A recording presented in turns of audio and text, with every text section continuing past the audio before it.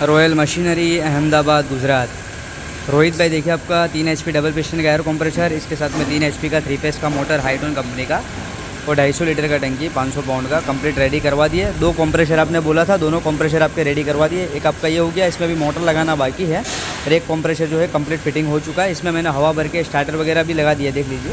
ये आपका 3 फेस का स्टार्टर भी लगा दिया, वायरिंग वगैरह भी कर दिया, ऑटोमेटिक स्विच आ गया, मीटर सेफ्टी वाला कॉक आ गया। ये देखिए हवा भर के मैंने टेस्टिंग भी कर लिया हुआ है, देखिए 80-100 पे सेट किया हुआ है अभी मैंने हवा। आप कैपेसिटी बढ़ा सकते हो, ऑटोमेटिक स्विच में से बढ़ा देना।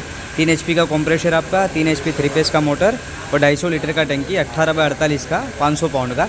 एक सेटअप आपका ये हो गया और दूसरा सेटअप ये रेडी हो रहा है। देखिए मोटर वगैरह पुल्ली वगैरह रेडी है। अभी इसको फिटिंग करके इसको भी टेस्टिंग कर देता हूँ और पैकिंग करवा देता हूँ, ठीक है। देखिए बढ़िया पैकिंग होता है हमारा, जो कंप्रेसर रेडी हुआ है तो देख सकते हो, रेडी करके टेस्टिंग करके कैसे पैकिंग किया हुआ है। ऐसा बढ़िया पैकिंग करके मैं आपको ट्रांसपोर्ट में डलवा दूँगा।